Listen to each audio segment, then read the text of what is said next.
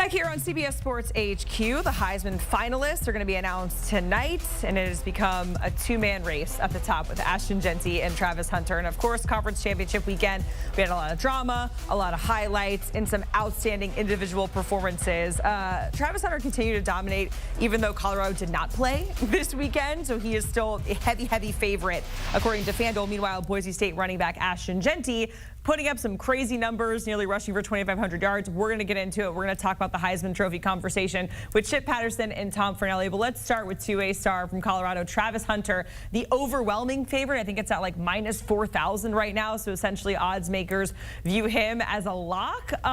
Chip, what are your thoughts on that, despite seeing this performance from Ashton Jeanty in conference championship weekend, leading Boise State to a CFP spot, but we're still seeing Travis Hunter as a heavy favorite in the Heisman Trophy race ahead of those finalists being announced?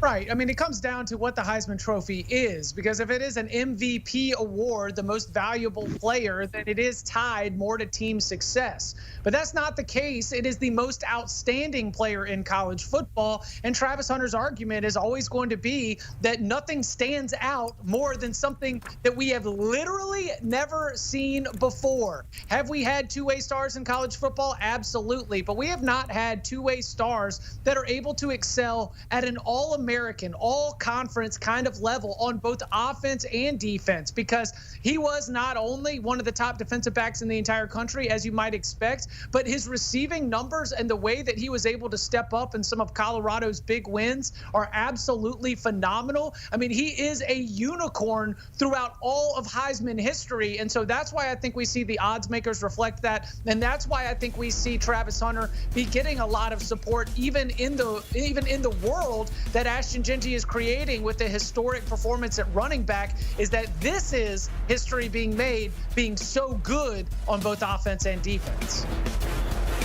Yeah, it's a situation where it's rare in the Heisman voting process, which is typically throughout the years gone to the quarterback on the best team in the country or a quarterback who's having outstellar season, to see an instance where like the best player in the country is getting as much Heisman hype. Because I think if you look at Travis Hunter, as far as just pure college football players, it's hard to argue there is a better college football player than the guy who is a finalist for awards on both sides of the ball, because he's played two positions and he's been playing nearly every snap for Colorado all season long. If you look at him, he's a top 5 wide receiver in the country. He's a top 5 cornerback in the country. And in the NFL draft in this spring, he might very well be the #1 pick, or at the very least, the first non-quarterback selected in the draft. He is a special player. So without a dominant quarterback from a premier program really stepping forward this year, it hasn't allowed a player like Travis to really kind of take this by the reins. And it's also the same reason why we see Ashton Jeanty, a running back from a group of 5 school, getting as much love as well. Yeah, let's talk about all that love, because certainly I feel like there's two camps, right? The all Travis Hunter, maybe Ashton Jeanty, but it's remarkable what we've seen him do. He's having a historic season himself. His team winning the Mountain West Championship. They're going to the CFP, rushing for almost 2,500 yards. Tom, arguably the best running back that we've seen in a long time at the college ranks. Can you make the case for people, or what's going through their head when they're thinking Ashton Jeanty over a Travis Hunter, who is top 5, as you mentioned, at 2 different positions in college and playing at an All-American level on both sides of the ball? But even so, Ashton Jeanty has a case as well. Yeah, it's one of those instances where it's like, what do you kind of prioritize when you're trying to figure out your Heisman? As Chip mentioned, if it's an MVP kind of thing where you're looking for a player who's having an outstanding season and is doing so on a team that is experiencing success, then Ashton Jeanty is a great candidate for you, because he basically has been Boise State. I think it's safe to say that if you take Ashton Jeanty off of the Boise State Broncos, they're not winning the Mountain West. They're not earning a first-round bye in the college football playoff, and he has been consistent. It's every single week he is putting up these special numbers. And while you can point to Boise's overall strength of schedule playing in the Mountain West as being a part of the reason he's gotten these numbers, you can also counter that by saying the #1 team in the country right now is Oregon. They barely beat Boise State early in the season because Ashton Jeanty was running all over them. So he has done it in big games against great competition, and he's just done it against everybody because he's a very good player. So you look at the numbers, you look at the team success, he's got a very strong case to be the Heisman Trophy winner. Yeah, I kind of wish we could take Chris Winke's Heisman and give it to both of these guys. I mean, doesn't it seem like we got two Heisman Trophy winners right now? And it's just, you only have one. And we talk about that in golf tournaments like the Masters. There's some years where it feels like you wish you could give two green jackets and maybe go take one from Charles Schwartzel. But this is a phenomenal performance by Jeanty in this season. And this is the type of campaign that I wish, we could make sure that both Travis Hunter and Ashton Jeanty are going to get the Stiff Arm Trophy, because that to me is the way that this race comes down. Is you've got two unique stars that are going head to head. They are both from non-traditional, non-blue blood programs. They have both done something that we have not seen either ever or in a very, very long time. And that is something that is absolutely worth celebrating.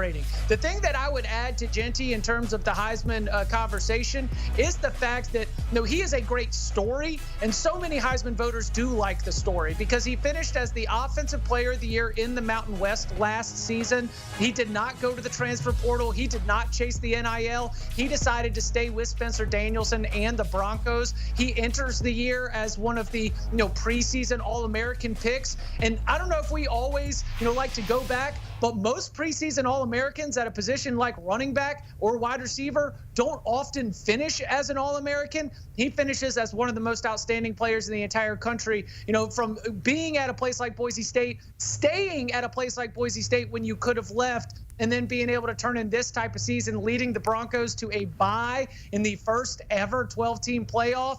In addition to all the production, there is a story element that is very, very cool with Ashton Jeanty. I just got to say, I want to say sorry to Charles Schwartzel, who maybe he's tuning in and just casually watching a Heisman Trophy finalist conversation and somehow catching a stray from the Masters that he won back in, 2011.